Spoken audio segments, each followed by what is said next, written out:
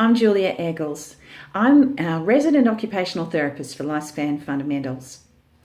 This afternoon, we're talking about the after-school crankies.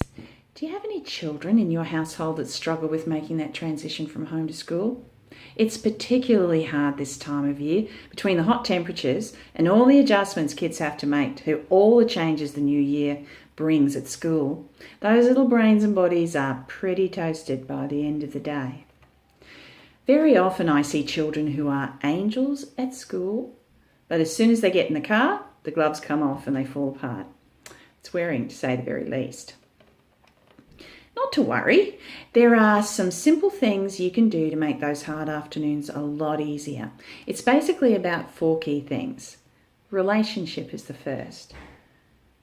Make sure you have some non-chore homework time. If you have the luxury, I say that advisedly, of being at home, if you can arrange things so that you can have some time free to spend with the child that's been at school, that's really awesome.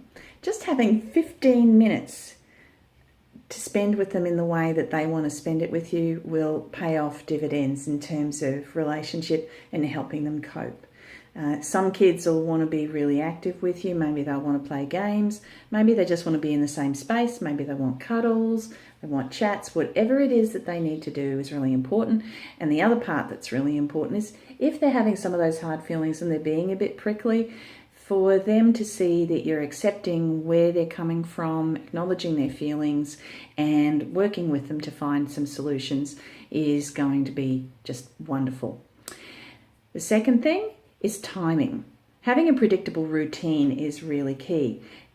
It's a bit topsy-turvy for children when they first go to school because things are so different. And if they're changing school, if it's a brand new environment, it's certainly going to be a process of getting used to what the rhythm is going to be. So having a predictable routine at home is always wonderful, but particularly important at these times of big changes. So that predictable routine needs to be one that really works for you and your family. So sometimes the idea that maybe having a bath after dinner is a really calming, organising thing may not actually be true. If you've got children who create a bath tsunami every time they get in there, that might not be the best thing to do after dinner and before bed. It'll take them a long time to calm down. Might be an idea to shift that bath time to before dinner. And in this hot weather, that's probably not such a bad idea. Give them something to do that's going to help cool them down. At any rate, review what you do. See if it's still working for you with the changes that have come with the new school year.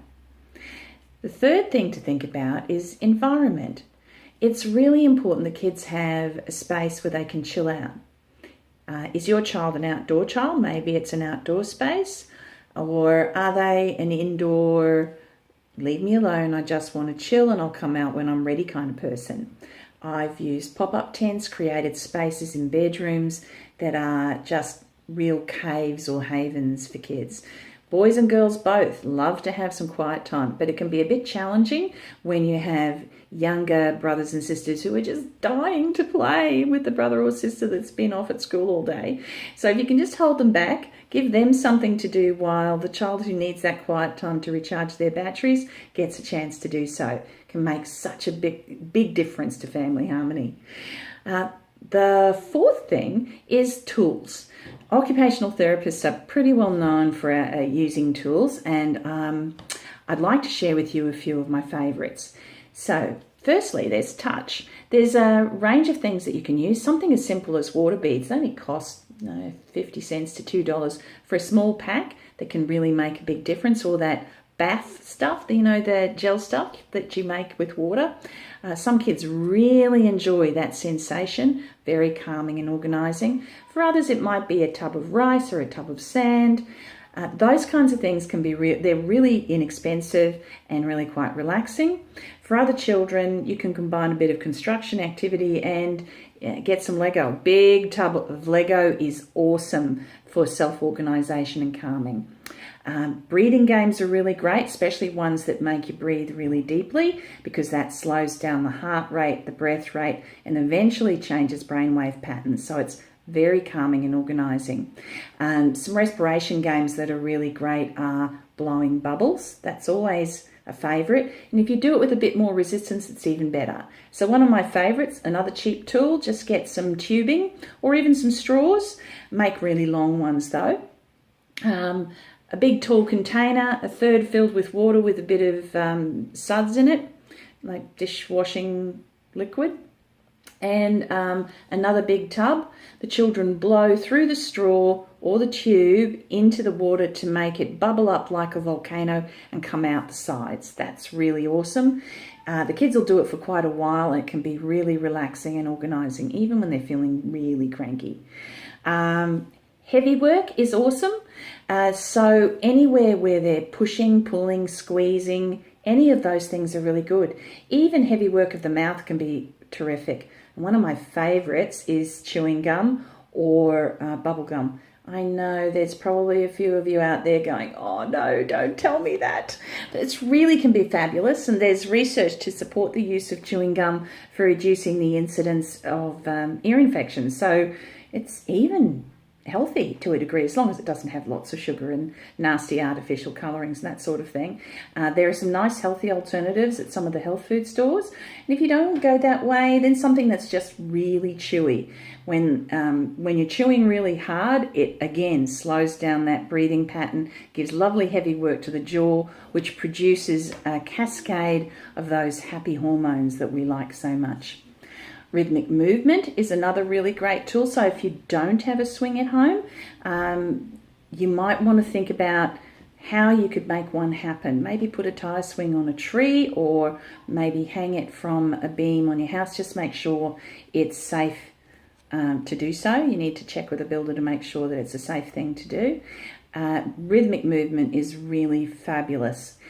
And that leads us to music. Some of my favourite music is Sacred Earth drums. Fabulous for the movers and groovers who just have to move. It can really help settle kids down, and you just put the volume up as high as everybody can handle it, and let the kids just listen to it for a while. Let them do what they need to do. And what I find is they tend to circle the room, and when they as they are calming, the circles get smaller and smaller until they're sitting down, about 15-20 minutes into the CD, and then you can turn the volume down and play it in the background, and they can do something quietly with it playing. So that's a good transition tool. And Vivaldi is a really awesome one. I like the Four Seasons in particular. It's really great to have at meal times because it facilitates suck, swallow, breathe. They're even using this kind of music in neonatal intensive care units. They've got special pacifiers that are attached to the music. The sucking actually activates it, and it teaches little preterm babies how to suck rhythmically, which is really important for them to organise and be calm for their nervous system. So it's a really fabulous tool that works on little people all the way up to us old folk. And it's great to play when doing homework as well. And the last one is Jen Jerob's Cool Bananas, one of my all-time favourites. Really fabulous for helping kids settle to go to sleep, and also to help children when they're really sad. A trick I use is to go to around about track 12 or 13, around the middle of the CD. That's where the vocals stop and it's only instrumental, and that's easier for a really agitated child to handle. And of course, we wouldn't be without smell. So some good old-fashioned aromatherapy can really make a difference. Just see what works for your child. It could be something as simple as familiar smells around the house. Some kids just really settle to an absent parent's favourite scent. That can be a really nice thing, especially for a lot of families there with fly-in, fly-out parents. So a favourite aftershave or shampoo, just scenting that on a pillow or a shirt for children that are really missing them. Or you can use lavender. That's very calming. Not great for attention, but really good for relaxation. Even put it in some sand and let the kids play in it that way. So those are a few simple, inexpensive ideas. For a few more, you might want to check out our free ebook, 10 Top Tips for Calming Kids Quickly. We don't gather your email. You can download it directly from the website, but it goes into a lot more detail and just tells you where you can get these things if you would like to pursue them.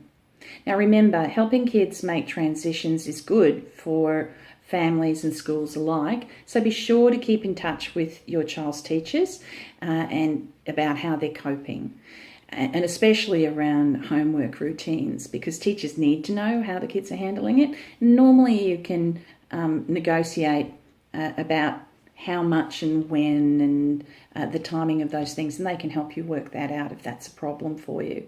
If the transition difficulties persist past term 1, it might be an idea to see a psychologist or an occupational therapist for a bit of extra help. So hopefully this post has given you a few ideas to try. Good luck, enjoy, and I'll see you next time.